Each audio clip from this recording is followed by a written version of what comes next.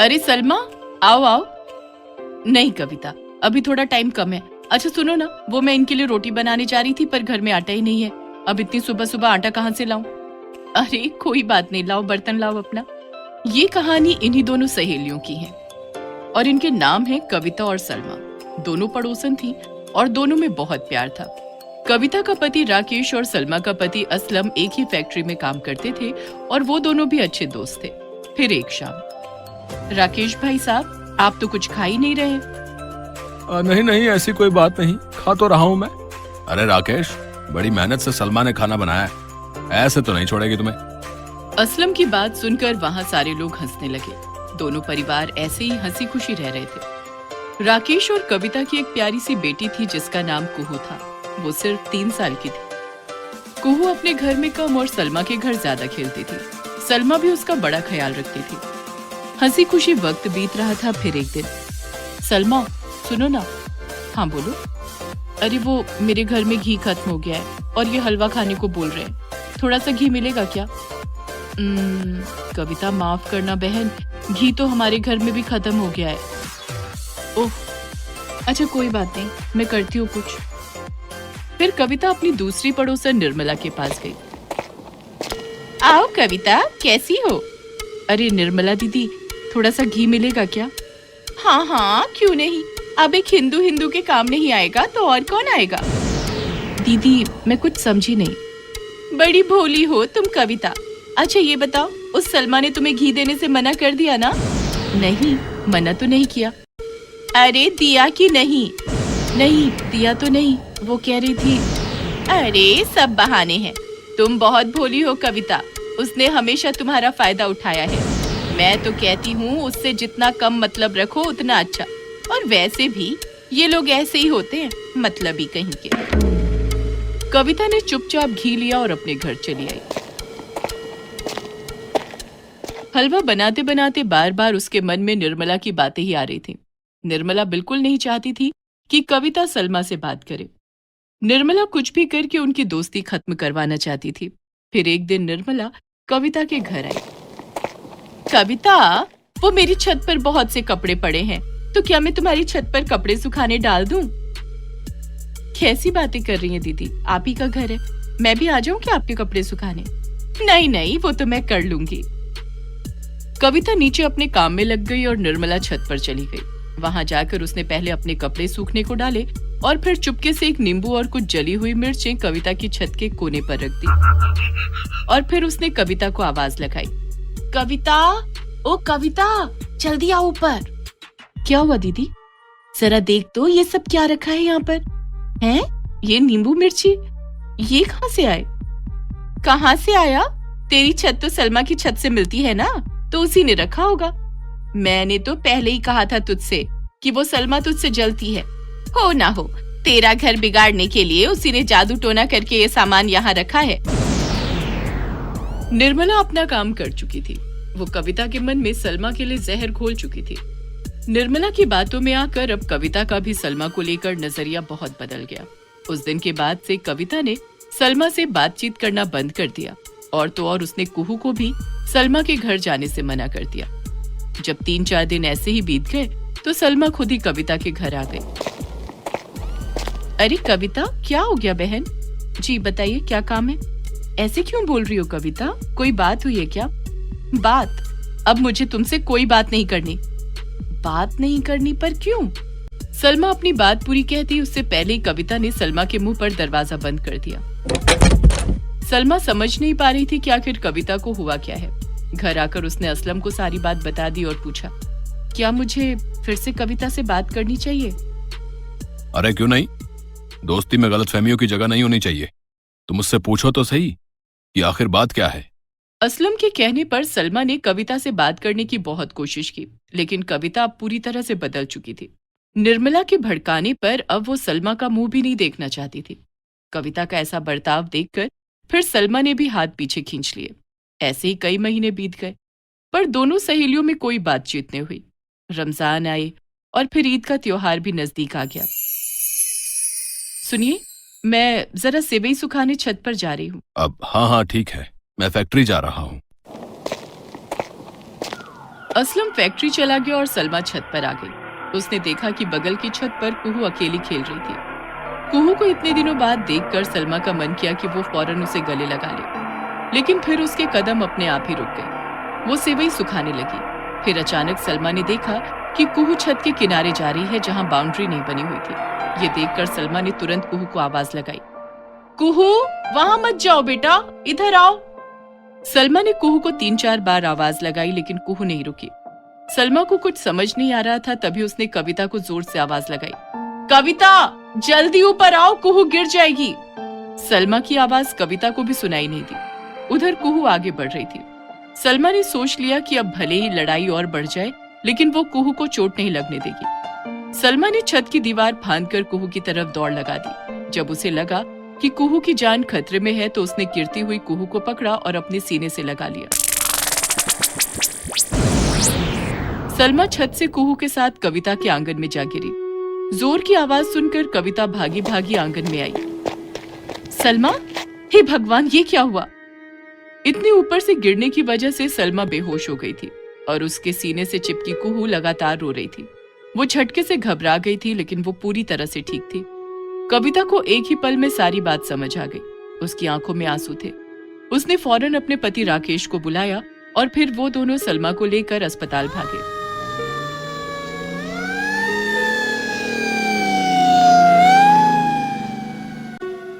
देखिए, इस हादसे में इनके दोनों हाथों की हड्डियां टूट गई हैं। इन्हें पूरी तरह से ठीक होने में 2-3 महीने लगेंगे। उधर राकेश का फोन मिलते ही असलम भी कुछ ही देर में अस्पताल पहुंच गया। वो कविता राकेश के पास पहुंचा और बोला, अब शुक्रिया भाई, आप ना होते तो पता नहीं क्या हो जाता। नाना असलम भाई, अगर भाभी ना होती तो आज हमारी कुहू ठीक ना होती। इसके बाद राकेश ने असलम को सारी बात बता दी। असलम ने सलमा को देखा और रोने लगा। उधर सलमा की आंखों से भी आंसू बह रहे थे। तभी उसने धीरे से कराह कर कहा, सुनिए, वो छत पर सेवई सूख रही है, ईद के लिए रखी थी। बारिश आई तो भीग जाएंगी, फिर ईद कैसे मनाएंगे? अरे तुम चुप रहो, दोनों हाथ टूटे पड़े हैं और तुम्हें सेवइयों की चिंता सता रही है। इतना सुनते ही कविता वहां से सीधा सलमा के घर गई और उसकी छत पर सूख रही सेवइयों को अपने घर ले गई। और फिर ईद के दिन उन्हीं सेवइयों को अपने हाथों से पकाकर अस्पताल लेकर आ गई। ईद मुबारक हो जी। तुम्हें भी ईद मुबारक सलमा। देखिए ना कैसी बदकिस्मती है, मेरे होते हुए भी आपको ईद के दिन सेवइयां नहीं मिल पाई। चुप करो, पहले तुम ठीक हो जाओ, फिर सारी जिंदगी खाते रहेंगे सेवइयां। तभी पीछे से कविता अपने हाथों में एक सेवइयों से भरा बर्तन लेकर आ गई और असलम से बोली, सलमा यहाँ है तो क्या हुआ, इस बार सेवइयां मैंने बनाई हैं हम सबके लिए, ये लीजिए असलम भाई, ईद मुबारक। कविता की बात सुनकर और उसके हाथों में सेवइयां देखकर असलम और सलमा हैरान रह गए, पर कुछ बोल ना सके। सभी ने मिलकर बड़े ही प्यार से सेवइयां खाई और फिर, ईद मुबारक सलमा, मुझे माफ कर दो। दोनों सहेलियों के बीच सारे गिले शिकवे दूर हो चुके थे और ईद की सेवइयों की मिठास इनके रिश्तों में साफ झलक रही थी। दोनों एक दूसरे के गले लगकर बहुत देर तक रोती रही। फिर कुछ देर बाद कविता वहां से जाने लगी। कहाँ जा रही हो? बस अभी आई, किसी को ईद की सेवई खिलानी है। इतना कहकर कविता सीधा निर्मला के घर जा पहुंची। उसके हाथों में अब भी सेवइयां थी। अरे वाह कविता, क्या लाई हो? ईद की सेवइयां लाई हूँ दीदी, मैंने अपने हाथों से बनाई है। देखो ना, इसमें ना तो नींबू है और ना ही मिर्च। इतना सुनते ही निर्मला ने दरवाजा बंद कर लिया और ये देखकर पीछे खड़े असलम और राकेश जोर जोर से हंसने लगे और उन्हें देखकर कविता भी हंसने लगी। रमजान का महीना शुरू होने वाला था। मकसूद चाहता था कि वो इस बार बीमार अम्मी और अब्बू से कहेगा कि वे दोनों रोजा न रखें, लेकिन वो चाहकर भी ऐसा नहीं कर पाया। अल्लाह ने उन्हें बेहद मुश्किल इम्तिहान में डाल दिया था, लेकिन मकसूद और उसके परिवार ने मुश्किल घड़ी को भी खुदा की रजा समझा, जिसके बाद उन्हें ईद पर मिला नायाब तोहफा। मकसूद सुबह सुबह तैयार होकर काम पर जा रहा था। तभी उसकी अम्मी शैदा हाथों में खाने का डिब्बा लिए उसके पास आई। उन्हें देखकर मकसूद ने कहा, अम्मी, तुम्हें कितनी बार कहा है मुझे खाने का डब्बा मत दिया करो। कल रात ही तुम्हारी शुगर बहुत बढ़ गई थी। ज्यादा काम करना तुम्हारी सेहत के लिए ठीक नहीं है। इसीलिए तो कहती हूँ कि मेरे लिए एक बहू ले आ। बहू के आने से मुझे कुछ आराम मिलेगा। और अब तो रमजान का महीना शुरू होने वाला है, वैसे भी दिन में खाना नहीं बनेगा। रमजान खत्म होते ही तेरी शादी कर दूंगी। अम्मी, तुम्हें तो पता ही है कि मेरी सैलरी से हम तीनों का गुजारा ही मुश्किल से चल पा रहा है। ऊपर से तुम्हारी और अब्बू की दवाइयों का खर्च भी बहुत ज्यादा है। अगर मैं शादी कर भी लूं तो तुम्हारी बहू को क्या खिलाऊंगा? और हाँ, तुम और अब्बू इस बार रोजे मत रखना। तुम्हें और अब्बू को डॉक्टर ने भूखा रहने से मना किया है। लेकिन बेटा, ऐसा कभी नहीं हुआ कि मैंने और तेरे अब्बू ने कभी रोजा न रखा हो। पहले की बात और थी अम्मी, अब तुम शुगर की मरीज हो और अब्बू अल्सर के। तुम दोनों को डॉक्टर ने भूखे रहने से मना किया है, नहीं तो तुम दोनों की बीमारी बढ़ सकती है। अगर तुम दोनों को कुछ हो गया तो मैं किसके सहारे जीऊंगा अम्मी? मकसूद रुआसा होकर शायदा को गले से लगा लेता है। मकसूद को रोता देखकर शायदा की आंखों में भी आंसू आ जाते हैं। थोड़ी देर के बाद खुद को संभालते हुए मकसूद ने कहा, अच्छा अम्मी, अब चलता हूं, वरना ऑफिस के लिए लेट हो जाऊंगा। शायदा ने मकसूद के हाथों में खाने का डिब्बा देते हुए उसके माथे को चूम लिया और विदा किया। मकसूद के अब्बा फकरू अपनी बीमारी के कारण काफी कमजोर हो चुके थे। उनको नहलाना, धुलाना, खिलाना सब कुछ शायदा ही करती थी। शायदा खुद भी शुगर की मरीज थी, जिसके कारण उसकी सेहत बेहद खराब रहा करती थी। मकसूद के अब्बा फकरू एक धागे की फैक्ट्री में काम किया करते थे। लंबी बीमारी के कारण उनकी नौकरी छूट गई थी। फैक्ट्री के मालिक ने काफी मिन्नतों के बाद फकरू की जगह मकसूद को काम पर रख लिया था, लेकिन फैक्ट्री के हालात भी दिनों दिन बदतर होते जा रहे थे। उस दिन जब मकसूद काम पर पहुंचा तो फैक्ट्री के बाहर कामगारों की भीड़ लगी हुई थी। मकसूद ने अपने दोस्त अली से पूछा, अली भाई, आज फैक्ट्री के बाहर इतनी भीड़ क्यों लगी हुई है? काम करने का इरादा नहीं है क्या? मैं क्या जानूं भाई, मैं जब आया तो देखा भीड़ पहले से ही लगी हुई थी। सभी कह रहे हैं कि आज मालिक हमसे कुछ कहने वाले हैं। हमारी फैक्ट्री बहुत घाटे में जा रही है। बाजार में हमसे अच्छी क्वालिटी के धागे आ गए हैं। कोई भी दुकानदार अब हमारे धागे नहीं खरीद रहा है। लाखों का माल गोदाम में पड़ा हुआ है। इससे कंपनी को काफी घाटा हो रहा है। इसलिए अभी हमने फैक्ट्री को बंद करने का फैसला लिया है। मालिक के इतना कहते ही कामगारों में मायूसी छा गई। सभी मुंह लटकाए अपने अपने घर की तरफ जाने लगे। मकसूद की तो जैसे पैरों तले जमीन ही खिसक गई। अब अम्मी और अब्बा की दवाई कहां से आएगी? अब उन्हें 2 वक्त की रोटी कैसे खिलाऊंगा?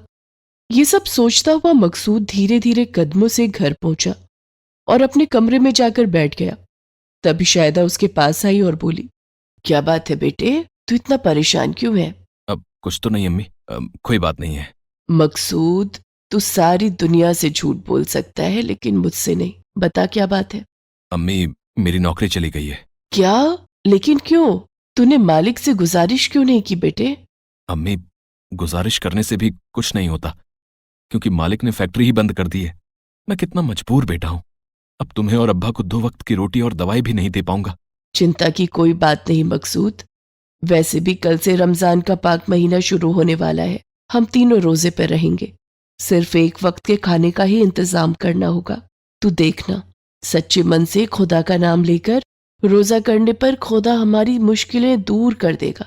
मुझे पूरा यकीन है कि अल्लाह ईद पर हमारी मुराद जरूर पूरी करेंगे। दूसरे दिन से रमजान का पाक महीना शुरू हो गया। मकसूद, शायदा और फकरू तीनों ने रोजा रखा। मकसूद को डर था कि सारा दिन भूखे रहने के कारण कहीं अम्मी और अब्बू की तबीयत न बिगड़ जाए, लेकिन ये अल्लाह की ही रहमत थी कि सारा दिन भूखे रहने के कारण न तो शायदा की सेहत पर कोई बुरा असर पड़ा और ना ही फकरू की सेहत पर।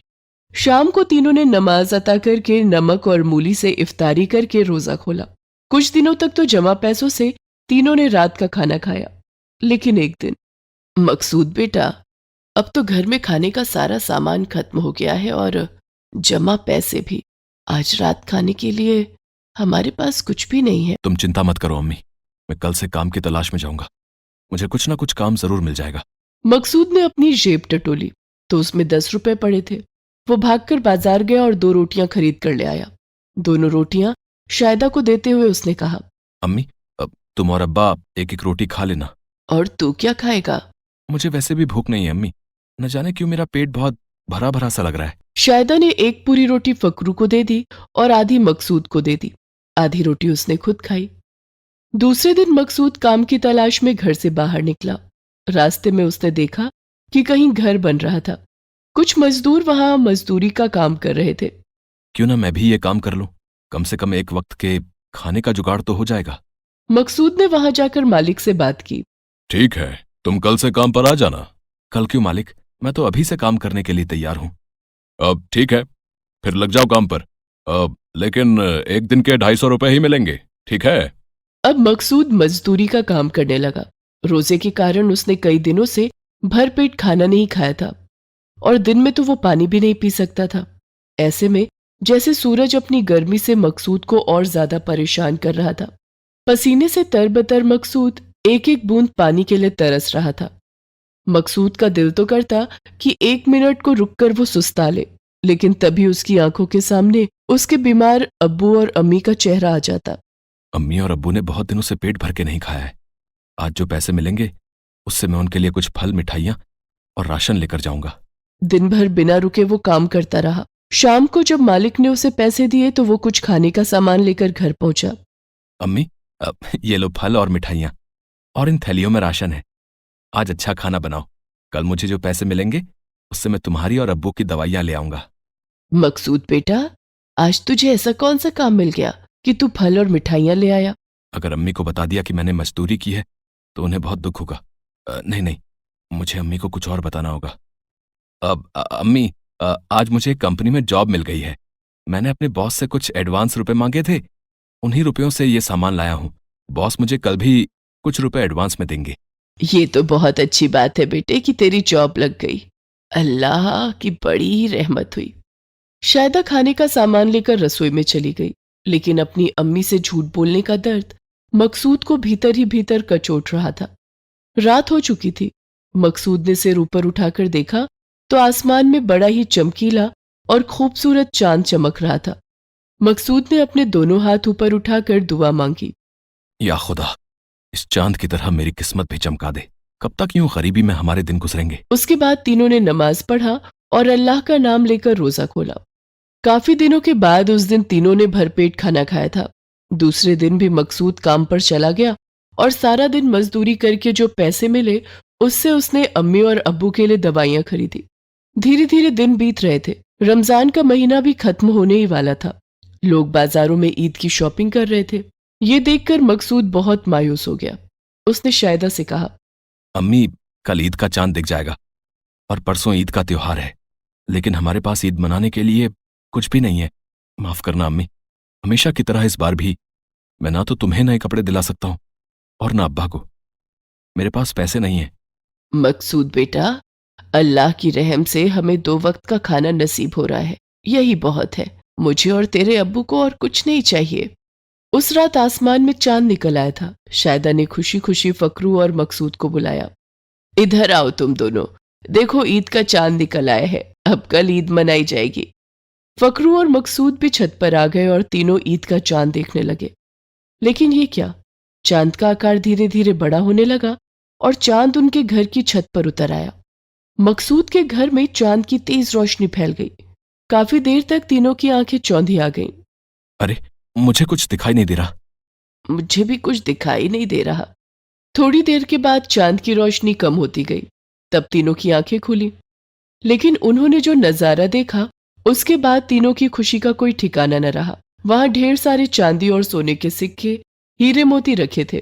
तभी चांद से एक आवाज आई, मकसूद, तुम्हारी दुआ कबूल हुई।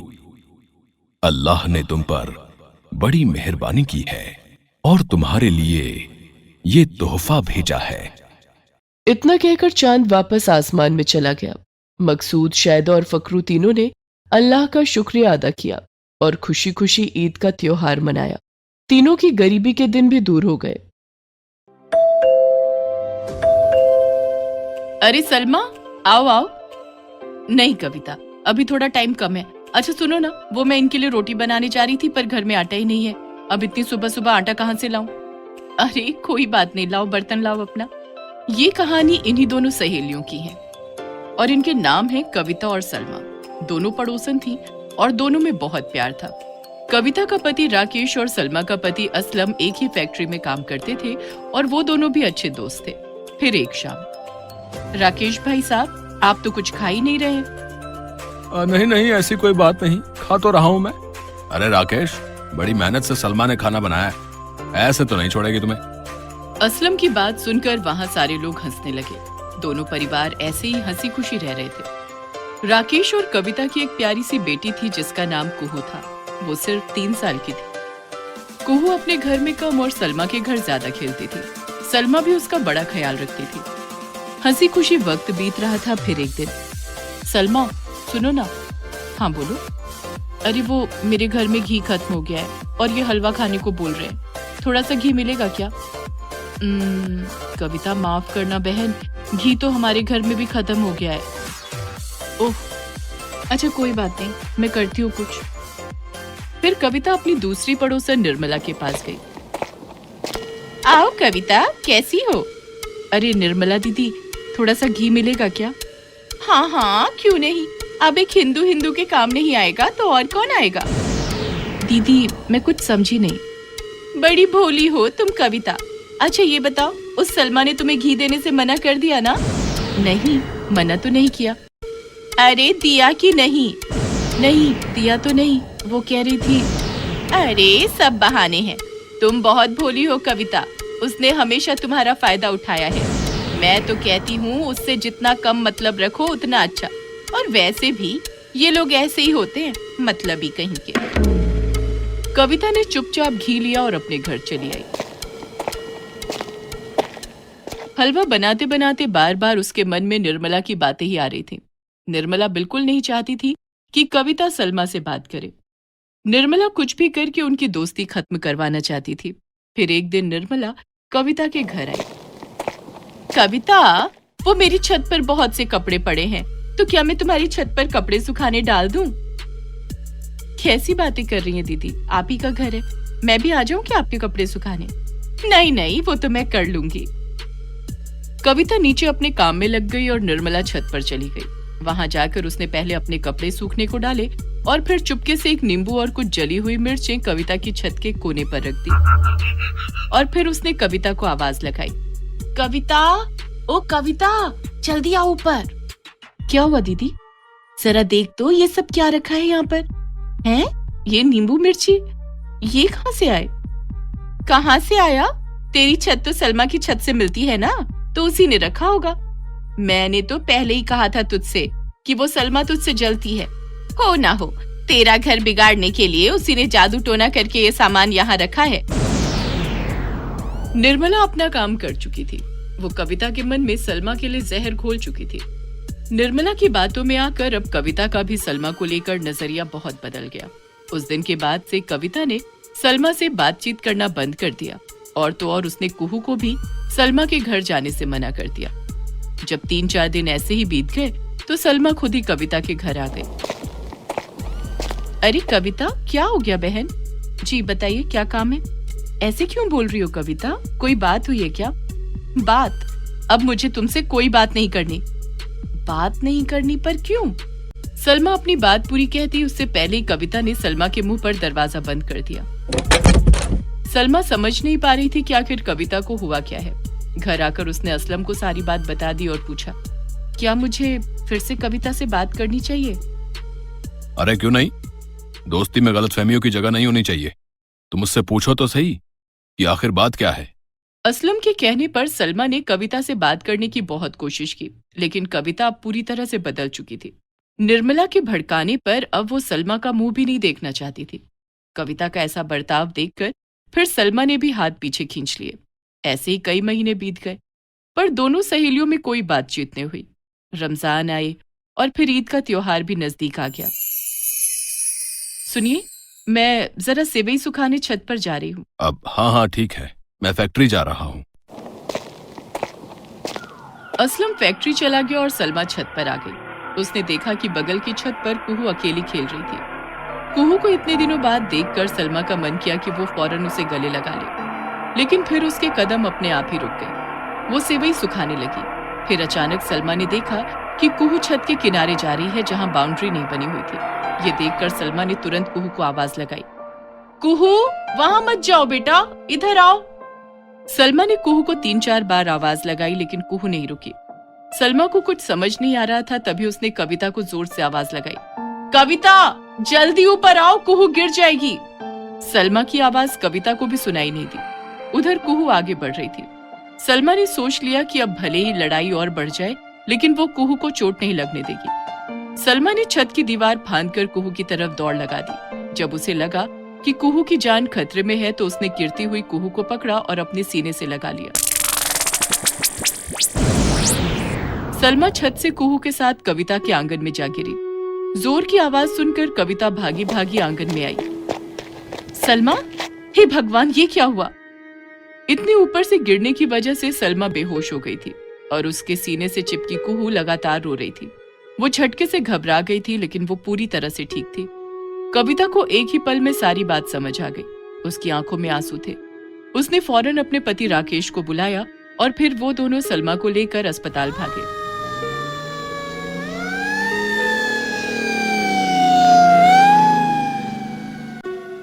देखिए, इस हादसे में इनके दोनों हाथों की हड्डियां टूट गई हैं। इन्हें पूरी तरह से ठीक होने में 2-3 महीने लगेंगे। उधर राकेश का फोन मिलते ही असलम भी कुछ ही देर में अस्पताल पहुंच गया। वो कविता राकेश के पास पहुंचा और बोला, अब शुक्रिया भाई, आप ना होते तो पता नहीं क्या हो जाता। नाना असलम भाई, अगर भाभी ना होती तो आज हमारी कुहू ठीक ना होती। इसके बाद राकेश ने असलम को सारी बात बता दी। असलम ने सलमा को देखा और रोने लगा। उधर सलमा की आंखों से भी आंसू बह रहे थे।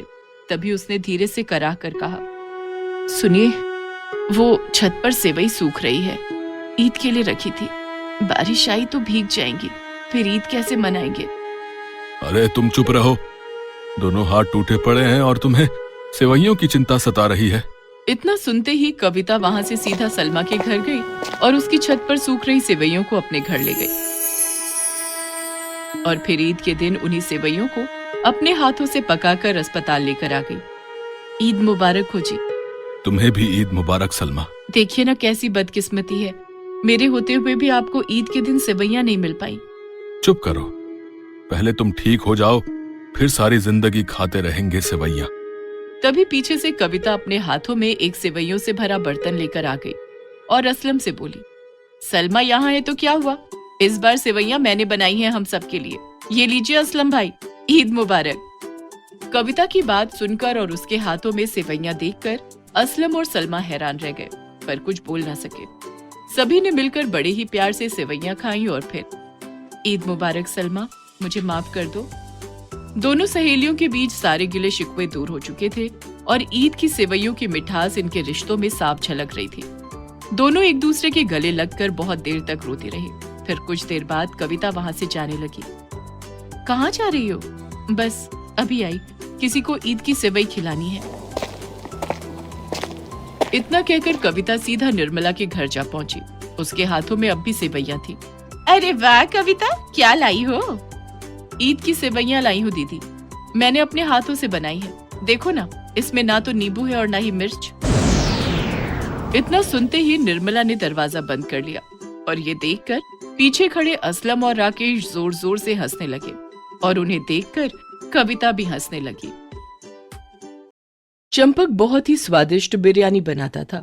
लोग उसकी स्वादिष्ट बिरयानी खाने के लिए घंटों लाइन में लगे रहते, लेकिन उसकी बिरयानी सिर्फ स्वादिष्ट ही नहीं बल्कि जादुई भी थी, जो उस बिरयानी को बहुत खास बनाती थी। तो चलिए देखते हैं कहानी जादुई बिरयानी वाला। किसी गांव में चंपक नाम का एक गरीब नौजवान अकेला रहा करता था। उसके माता पिता चल बसे थे और उसकी शादी भी नहीं हुई थी। चंपक लोगों के घरों में काम करके थोड़े बहुत पैसे कमा लेता था। एक दिन चंपक सुबह सुबह काम पर जा रहा था, तब रास्ते में उसका दोस्त संपक मिला। अरे चंपक, कैसे हो भाई? बड़े उदास लग रहे हो। क्या करूं संपक, जब से माँ बाबूजी गए हैं मैं बिल्कुल अकेला हो गया हूँ। अच्छा तो चलो ठीक है, आज शाम मैं तुम्हारे घर आऊंगा, दोनों दोस्त मिलकर खाना खाएंगे, हैं? ठीक है संपक भाई। अच्छा अब मैं काम पर चलता हूँ, शाम को मिलेंगे। चंपक ने सोचा कि बहुत दिनों से उसने कुछ अच्छा खाना नहीं खाया और आज शाम को दोस्त भी घर आने वाला है, तो क्यों ना आज कुछ अच्छा खाना बनाया जाए। उस दिन चंपक ने जो पैसे कमाए उससे उसने बिरयानी बनाने का सामान खरीद लिया। चंपक के पास ज्यादा पैसे नहीं थे, इसलिए उसने वेज बिरयानी बनाने का सामान खरीदा और घर आ गया। घर आकर चंपक ने वेज बिरयानी बनाई। चंपक ने बिरयानी बनाना अपनी माँ से सीखा था। चंपक वेज बिरयानी बना रहा था, तभी संपक उसके घर पहुंच गया। अरे भाई चंपक, क्या बना रहे हो? किचन से बहुत अच्छी खुशबू आ रही है। मैं वेज बिरयानी बना रहा हूं। आज काफी दिनों के बाद हम दोनों एक साथ बैठकर खाना खाएंगे, इसलिए मैंने वेज बिरयानी बना लिया। मेरा तो मन कर रहा है इसे अभी ही खा लूं। पहले इसे बन तो जाने दे। थोड़ी देर के बाद चंपक की वेज बिरयानी बनकर तैयार हो जाती है। चंपक 2 थालियों में वेज बिरयानी लेकर संपक के पास आता है। दोनों दोस्त वेज बिरयानी खाने ही वाले थे कि चंपक के दरवाजे पर दस्तक होती है। इतनी रात को दरवाजे पर कौन हो सकता है भैया? पता नहीं भाई, मैं देखता हूं। चंपक दरवाजे पर गया तो वहां एक बहुत ही बूढ़ा साधु खड़ा था। चंपक ने कहा, कहिए बाबा, आपको क्या चाहिए? बेटा, मुझे बहुत भूख लगी है, मुझे बिरयानी खिला दो। साधु के मुंह से यह सुनकर चंपक हैरान हो गया। उसने साधु से कहा, बाबा, आपको आपको ये कैसे पता कि मैंने बिरयानी बनाई है? तुम्हारी बिरयानी की खुशबू दूर से ही आ रही थी, इसलिए तो मैं यहां खिंचा चला आया। क्या तुम मुझे बिरयानी नहीं खिलाओगे? चंपक मन ही मन में सोचता है, मैंने तो 2 प्लेट ही बिरयानी बनाई थी। अब अगर साधु बाबा को बिरयानी खिला दी तो मुझे भूखा ही रहना पड़ेगा। तभी चंपक को अपनी माँ की कही हुई बात याद आ गई। चंपक बेटा, अगर घर में अचानक कोई मेहमान आ जाए तो उसे भूखा जाने नहीं देना चाहिए। तभी साधु ने कहा, क्या सोच रहे हो बेटा? कुछ नहीं बाबा, आप अंदर आइए। साधु चंपक के घर के अंदर आ जाता है। चंपक अपनी थाली में रखी बिरयानी साधु के आगे रख देता है और कहता है, ये लीजिए बाबा, बिरयानी खाइए। उस साधु ने भरपेट बिरयानी खाई। जब संपक और साधु दोनों अपनी अपनी बिरयानी खा चुके, तब साधु ने कहा, बेटा, तुमने तो बिरयानी खाई ही नहीं। अब मैं साधु बाबा को कैसे बताऊं कि बिरयानी तो खत्म हो गई? चंपक साधु से बोला, बाबा, आपने खा लिया, बस मेरा पेट भर गया। अब मुझे भूख नहीं है। लेकिन मेरा पेट अभी नहीं भरा। जाओ, मेरे लिए थोड़ा बिरयानी और लेकर आओ। अब चंपक परेशान हो गया। साधु बाबा के लिए और बिरयानी कहां से लाऊं? पतीली में जितनी बिरयानी थी वो सब मैंने संपक और साधु बाबा को परोस दी। चंपक जब बिरयानी लाने नहीं गया तब साधु ने उससे कहा, तुम बिरयानी क्यों नहीं लाते? बाबा, दरअसल बिरयानी तो खत्म हो गई है। नहीं, बिरयानी तो अभी पतीली भर के रखी है। नहीं बाबा, मैंने तो इतनी ही बिरयानी बनाई थी। तुम रसोई में जाओ तो सही और बिरयानी लेकर आओ। साधु के हट करने पर चंपक रसोई में चला गया। अब मैं बाबा को कैसे बताऊं कि बिरयानी खत्म हो चुकी है? बाबा तो मान ही नहीं रहे। पतीली ही बाबा के पास ले जाता हूं, तब उन्हें मेरी बात पर विश्वास होगा। लेकिन जब चंपक बिरयानी की पतीली के पास पहुंचा, तब उसने देखा कि पतीली में तो सचमुच में बिरयानी रखी थी। ये कैसे हो सकता है? मैंने तो सारी बिरयानी दोनों थालियों में परोस दी थी। चंपक को अपनी आंखों पर यकीन नहीं हुआ। वह पतीली उठाकर साधु और संपक के पास ले गया और बोला, क्या आप दोनों को भी इस पतीली में बिरयानी दिखाई दे रही है? हाँ भाई, पतीली तो बिरयानी से भरी हुई है। तुमने बाबा से झूठ क्यों बोला भाई कि बिरयानी खत्म हो चुकी है? मैंने झूठ नहीं बोला था। बिरयानी सचमुच में खत्म हो गई थी। न जाने पतीली में बिरयानी कैसे आई। इन सब बातों को छोड़ो, अब जल्दी से मुझे और बिरयानी खाने को दो। हाँ बाबा, क्यों नहीं, आप जी भर के बिरयानी खाइए। लो संपक भाई, तुम भी और बिरयानी खाओ। चंपक खुद भी भरपेट बिरयानी खाता है। जब सबने बिरयानी खा ली, तब पतीली में बहुत थोड़ी सी बिरयानी बच गई थी, जिसे देखकर साधु ने चंपक से कहा, इस बिरयानी को आज पतीली में ही रहने देना। लेकिन बाबा, आप ऐसा क्यों कह रहे हैं? मैं तो ये बिरयानी कुत्ते को खिलाने वाला था। नहीं, इसे आज ऐसे ही रहने दो। अच्छा, अब मैं चलता हूं। तुमने मुझे भरपेट भोजन कराया है, भगवान तुम्हारा भला करेगा। इतना कहकर साधु वहां से चला गया। थोड़ी देर के बाद संपक भी वहां से चला गया। चंपक ने बिरयानी को उस पतीले में ही रहने दिया और सोने चला गया। दूसरे दिन चंपक सोकर उठा और काम पर चला गया। उस दिन चंपक को कोई काम नहीं मिला और ना ही कुछ कमाई हुई। शाम को जब वो घर लौटा, आज तो कुछ कमाई नहीं हुई। अब मेरी जेब में फूटी कौड़ी भी नहीं है। सारा दिन गुजर गया, मैंने कुछ खाया भी नहीं। बहुत भूख लगी है। कल हम सबने भरपेट बिरयानी खाई थी। काश आज भी वही बिरयानी खाने को मिल जाती तो मेरा पेट भर जाता। पतीली में थोड़ी बिरयानी बची थी, लेकिन अब तक तो वो खराब हो गई होगी। उसे फेंक कर पतीली साफ कर देता हूं। ऐसा सोचकर चंपक रसोई में गया और बिरयानी की पतीली में झांक कर देखा तो अरे, ये कैसे हो सकता है?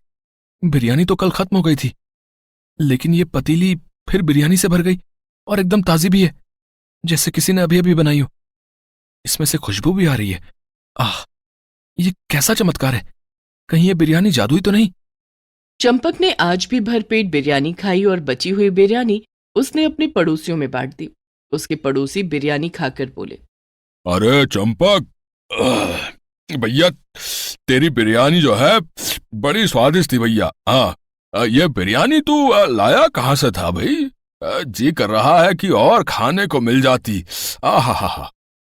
मैं ये बात किसी को नहीं बताऊंगा कि ये जादुई बिरयानी है। भोला भाई, ये बिरयानी मैंने खुद बनाई थी। मेरी माँ बहुत स्वादिष्ट बिरयानी बनाती थी। मैंने उन्हीं से बिरयानी बनाना सीखा है। हाँ। अच्छा भाई, वाह, तेरे हाथों में तो जादू है भैया। हाँ। चंपक के दूसरे पड़ोसी भी उसकी बिरयानी की तारीफ करने लगे और उससे बिरयानी मांगने लगे। चंपक चाचा, पापा ने थोड़ी बिरयानी और मंगवाई है। बेटा, बिरयानी तो अब खत्म हो गई है। बच्चा उदास होकर वहां से चला गया। अब ये सिलसिला रोज चलने लगा। उस पतीली से बिरयानी कभी खत्म ही नहीं होती। चंपक जब भी पतीली के पास जाता, पतीली हमेशा बिरयानी से भरी होती। दूसरे दिन चंपक से कुछ पड़ोसी उससे बिरयानी मांगने आ गए। अरे चंपक भाई, बिरयानी बची है क्या?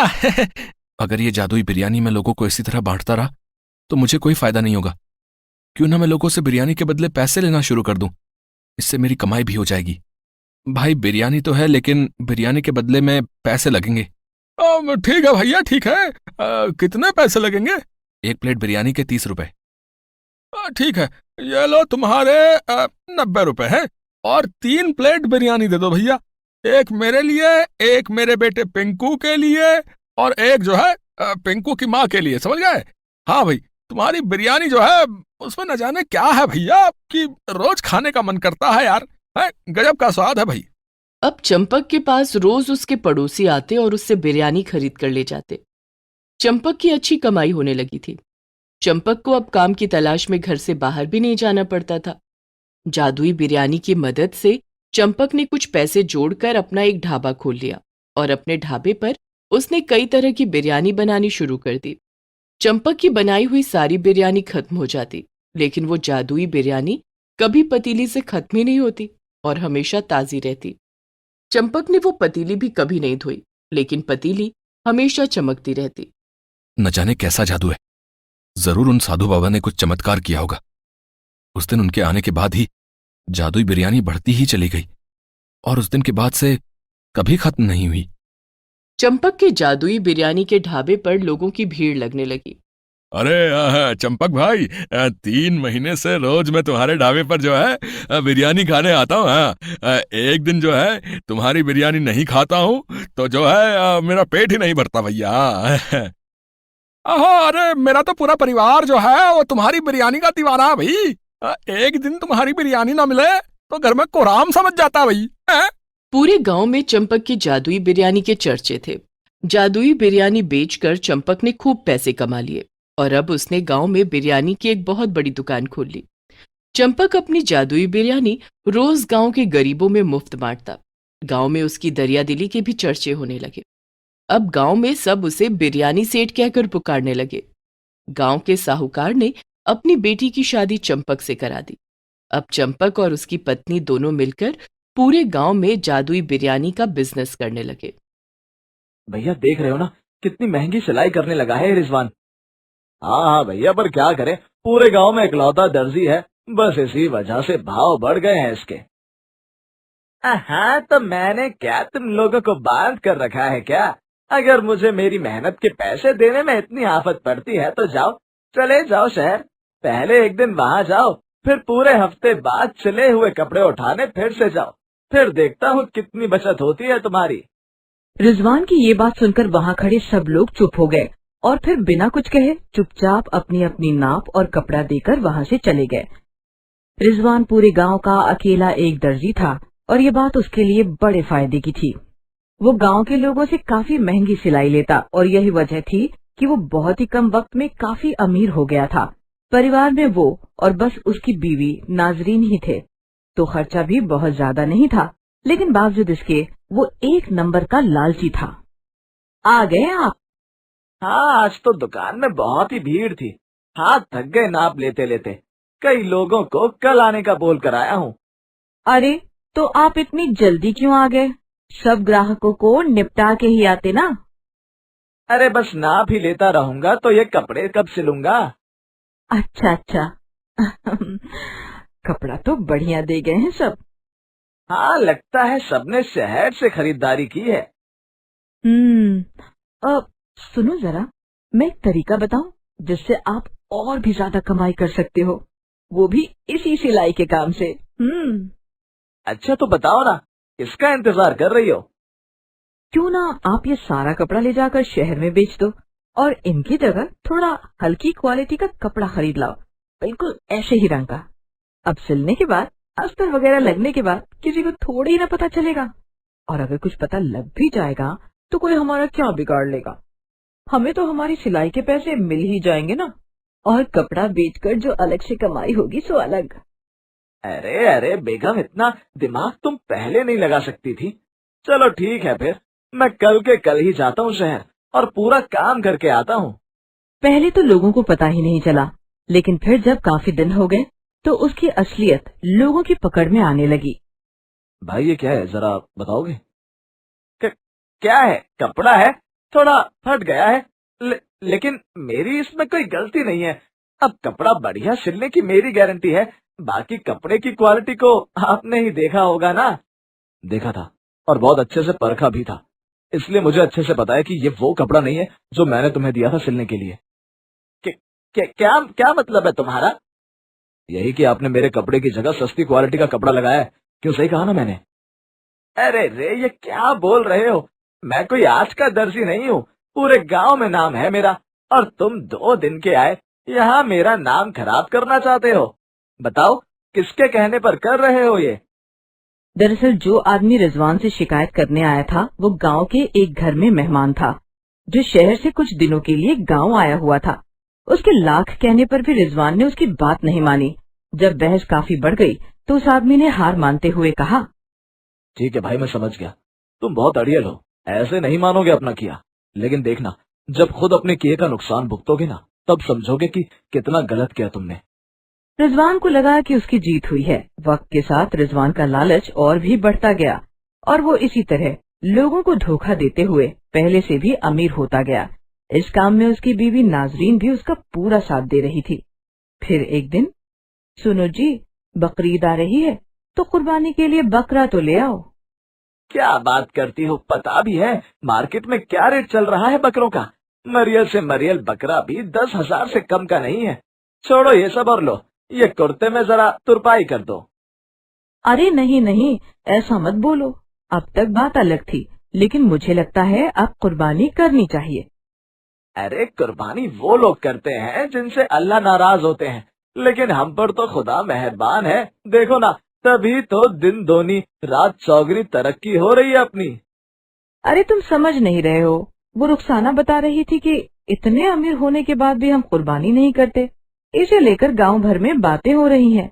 देखो, लोगों से बनाए रखने में ही समझदारी है। मैं तो कहती हूँ कि आप इस बार कुर्बानी करवा ही दो, फिर किसी का ध्यान नहीं जाएगा उन चीजों पर जो हम लोगों के साथ कर रहे हैं। इस बार रिजवान को नाजरीन की बात में दम लगा और वो भी बकरीद पर कुर्बानी करवाने के लिए राजी हो गया।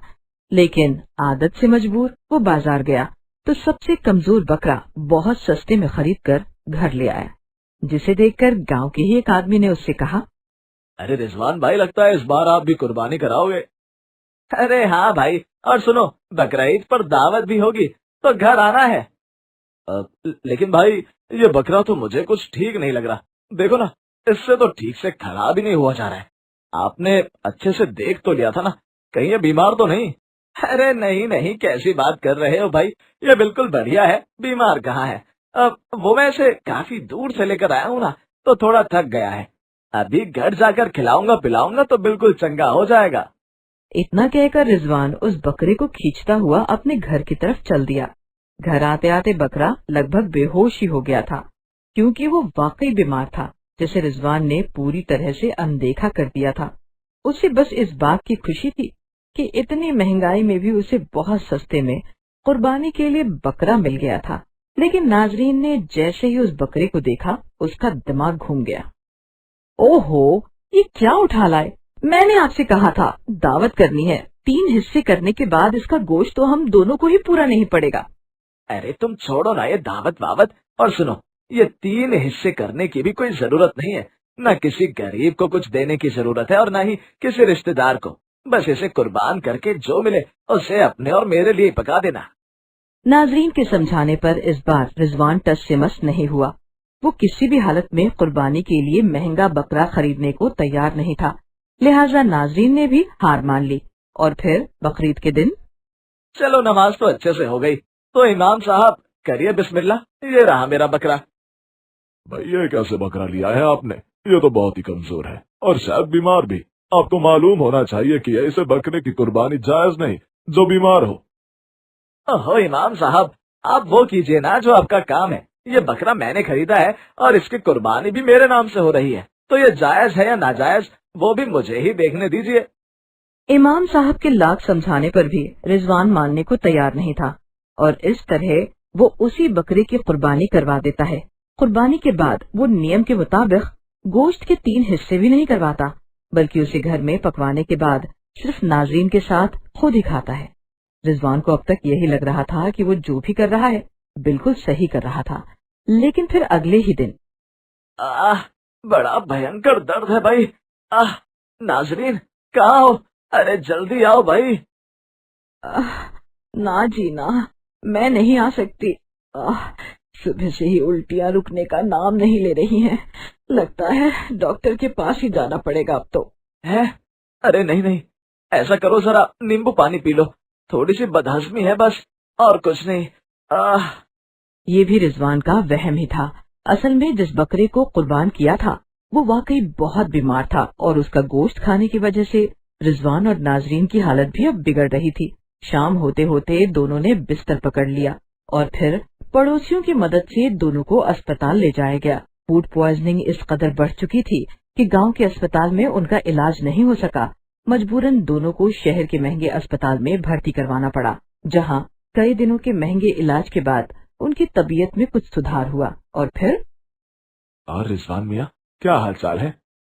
फिलहाल तो ठीक हूँ इमाम साहब, पर वाकई बहुत शर्मिंदा हूँ। अगर मैं उस दिन आपकी बात मान लेता तो ये नौबत ही नहीं आती। मेरी कंजूसी और लालच ने मुझे अंधा कर दिया था। मुझे माफ कर दीजिए इमाम साहब। मैं कोई नहीं हूँ माफ करने वाला। माफी तो तुमको अल्लाह से मांगनी चाहिए, और हाँ, उससे पहले अपने सारे गुनाहों से तौबा करनी चाहिए। यही वो पल था जब रिजवान और नाजरीन को अपने गुनाह साफ साफ दिखाई दे रहे थे, और यही वो पल भी था जब उनके लिए सब कुछ बदलने वाला था, क्योंकि वो दोनों ही अब अपने सारे गुनाहों से तौबा करके एक साफ और ईमानदारी की जिंदगी जीने वाले थे। भैया देख रहे हो ना कितनी महंगी सिलाई करने लगा है रिजवान।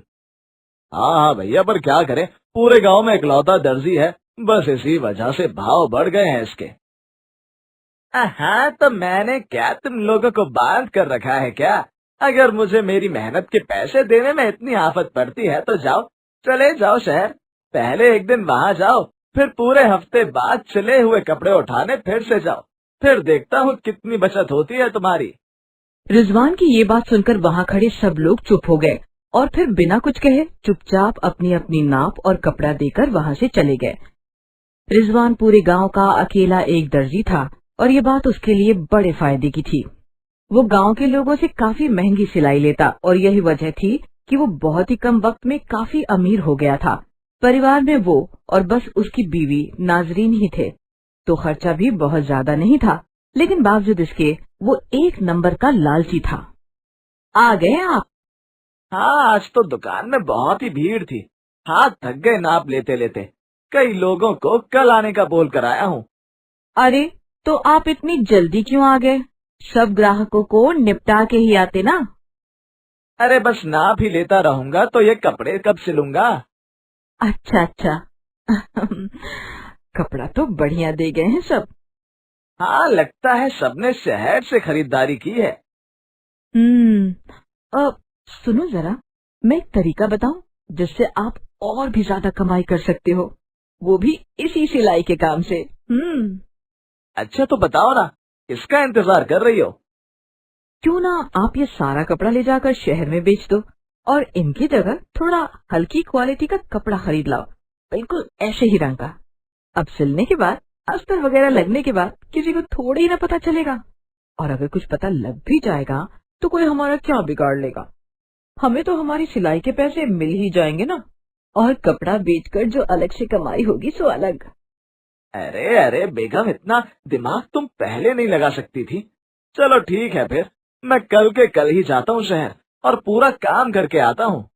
पहले तो लोगों को पता ही नहीं चला, लेकिन फिर जब काफी दिन हो गए तो उसकी असलियत लोगों की पकड़ में आने लगी। भाई ये क्या है, जरा बताओगे। क्या है, कपड़ा है, थोड़ा फट गया है, लेकिन मेरी इसमें कोई गलती नहीं है। अब कपड़ा बढ़िया सिलने की मेरी गारंटी है, बाकी कपड़े की क्वालिटी को आपने ही देखा होगा ना। देखा था, और बहुत अच्छे से परखा भी था, इसलिए मुझे अच्छे से पता है कि ये वो कपड़ा नहीं है जो मैंने तुम्हें दिया था सिलने के लिए। क्या क्या मतलब है तुम्हारा। यही कि आपने मेरे कपड़े की जगह सस्ती क्वालिटी का कपड़ा लगाया है। क्यों, सही कहा ना मैंने। अरे रे, ये क्या बोल रहे हो, मैं कोई आज का दर्जी नहीं हूँ, पूरे गांव में नाम है मेरा, और तुम 2 दिन के आए यहाँ मेरा नाम खराब करना चाहते हो। बताओ, किसके कहने पर कर रहे हो ये। दरअसल जो आदमी रिजवान से शिकायत करने आया था वो गांव के एक घर में मेहमान था, जो शहर से कुछ दिनों के लिए गांव आया हुआ था। उसके लाख कहने पर भी रिजवान ने उसकी बात नहीं मानी। जब बहस काफी बढ़ गई तो उस आदमी ने हार मानते हुए कहा, ठीक है भाई, मैं समझ गया, तुम बहुत अड़ियल हो, ऐसे नहीं मानोगे अपना किया, लेकिन देखना, जब खुद अपने किए का नुकसान भुगतोगे ना, तब समझोगे कि कितना गलत किया तुमने। रिजवान को लगा कि उसकी जीत हुई है। वक्त के साथ रिजवान का लालच और भी बढ़ता गया और वो इसी तरह लोगों को धोखा देते हुए पहले से भी अमीर होता गया। इस काम में उसकी बीवी नाजरीन भी उसका पूरा साथ दे रही थी। फिर एक दिन, सुनो जी, बकरीद आ रही है तो कुर्बानी के लिए बकरा तो ले आओ। क्या बात करती हो, पता भी है मार्केट में क्या रेट चल रहा है बकरों का। मरियल से मरियल बकरा भी 10,000 से कम का नहीं है। छोड़ो ये सब और लो, ये कुर्ते में जरा तुरपाई कर दो। अरे नहीं नहीं, ऐसा मत बोलो। अब तक बात अलग थी, लेकिन मुझे लगता है अब कुर्बानी करनी चाहिए। अरे कुर्बानी वो लोग करते हैं जिनसे अल्लाह नाराज होते हैं, लेकिन हम पर तो खुदा मेहरबान है। देखो ना, तभी तो दिन दोनी रात चौगनी तरक्की हो रही है अपनी। अरे तुम समझ नहीं रहे हो, वो रुखसाना बता रही थी कि इतने अमीर होने के बाद भी हम कुर्बानी नहीं करते। इसे लेकर गांव भर में बातें हो रही हैं। देखो, लोगों से बनाए रखने में ही समझदारी है। मैं तो कहती हूँ कि आप इस बार कुर्बानी करवा ही दो, फिर किसी का ध्यान नहीं जाएगा उन चीजों पर जो हम लोगों के साथ कर रहे हैं। इस बार रिजवान को नाजरीन की बात में दम लगा और वो भी बकरीद पर कुर्बानी करवाने के लिए राजी हो गया। लेकिन आदत से मजबूर वो बाजार गया तो सबसे कमजोर बकरा बहुत सस्ते में खरीद कर घर ले आया, जिसे देखकर गांव के ही एक आदमी ने उससे कहा, अरे रिजवान भाई, लगता है इस बार आप भी कुर्बानी कराओगे। अरे हाँ भाई, और सुनो, बकरीद पर दावत भी होगी तो घर आना है। लेकिन भाई, ये बकरा तो मुझे कुछ ठीक नहीं लग रहा। देखो ना, इससे तो ठीक से खड़ा भी नहीं हुआ जा रहा है। आपने अच्छे से देख तो लिया था ना, कहीं ये बीमार तो नहीं। अरे नहीं नहीं, कैसी बात कर रहे हो भाई, ये बिल्कुल बढ़िया है, बीमार कहाँ है। अब वो मैं इसे काफी दूर से लेकर आया हूँ ना, तो थोड़ा थक गया है। अभी घर जाकर खिलाऊंगा पिलाऊंगा तो बिल्कुल चंगा हो जाएगा। इतना कहकर रिजवान उस बकरे को खींचता हुआ अपने घर की तरफ चल दिया। घर आते आते बकरा लगभग बेहोश ही हो गया था, क्योंकि वो वाकई बीमार था, जिसे रिजवान ने पूरी तरह से अनदेखा कर दिया था। उसे बस इस बात की खुशी थी कि इतनी महंगाई में भी उसे बहुत सस्ते में कुर्बानी के लिए बकरा मिल गया था। लेकिन नाजरीन ने जैसे ही उस बकरे को देखा, उसका दिमाग घूम गया। ओहो, ये क्या उठा लाए, मैंने आपसे कहा था दावत करनी है, 3 हिस्से करने के बाद इसका गोश्त तो हम दोनों को ही पूरा नहीं पड़ेगा। अरे तुम छोड़ो ना ये दावत वावत, और सुनो, ये 3 हिस्से करने की भी कोई जरूरत नहीं है। न किसी गरीब को कुछ देने की जरूरत है और न ही किसी रिश्तेदार को। बस इसे कुर्बान करके जो मिले उसे अपने और मेरे लिए पका देना। नाजरीन के समझाने पर इस बार रिजवान टस से मस नहीं हुआ। वो किसी भी हालत में कुर्बानी के लिए महंगा बकरा खरीदने को तैयार नहीं था। लिहाजा नाजरीन ने भी हार मान ली और फिर बकरीद के दिन चलो नमाज तो अच्छे से हो गई, तो इमाम साहब करिए बिस्मिल्लाह, ये रहा मेरा बकरा। भाई ये कैसे बकरा लिया है आपने? ये तो बहुत ही कमजोर है और शायद बीमार भी। आपको मालूम होना चाहिए कि ऐसे बकरे की कुर्बानी जायज नहीं जो बीमार हो। ओहो इमाम साहब, आप वो कीजिए ना जो आपका काम है। ये बकरा मैंने खरीदा है और इसकी कुर्बानी भी मेरे नाम से हो रही है, तो ये जायज है या नाजायज वो भी मुझे ही देखने दीजिए। इमाम साहब के लाख समझाने पर भी रिजवान मानने को तैयार नहीं था और इस तरह वो उसी बकरे की कुर्बानी करवा देता है। कुर्बानी के बाद वो नियम के मुताबिक गोश्त के 3 हिस्से भी नहीं करवाता, बल्कि उसे घर में पकवाने के बाद सिर्फ नाजरीन के साथ खुद ही खाता है।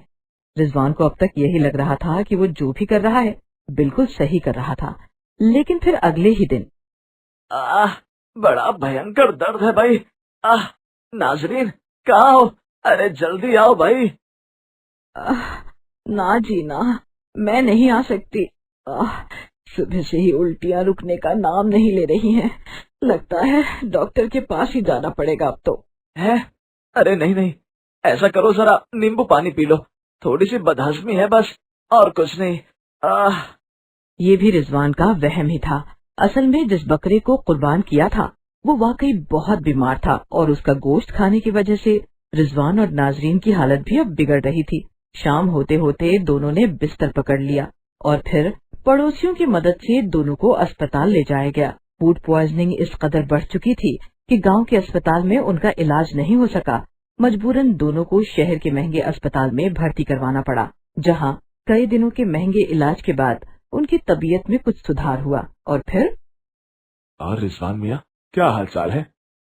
फिलहाल तो ठीक हूँ इमाम साहब, पर वाकई बहुत शर्मिंदा हूँ। अगर मैं उस दिन आपकी बात मान लेता तो ये नौबत ही नहीं आती। मेरी कंजूसी और लालच ने मुझे अंधा कर दिया था। मुझे माफ कर दीजिए इमाम साहब। मैं कोई नहीं हूँ माफ करने वाला। माफी तो तुमको अल्लाह से मांगनी चाहिए, और हाँ, उससे पहले अपने सारे गुनाहों से तौबा करनी चाहिए। यही वो पल था जब रिजवान और नाजरीन को अपने गुनाह साफ साफ दिखाई दे रहे थे, और यही वो पल भी था जब उनके लिए सब कुछ बदलने वाला था, क्योंकि वो दोनों ही अब अपने सारे गुनाहों से तौबा करके एक साफ और ईमानदारी की जिंदगी जीने वाले थे।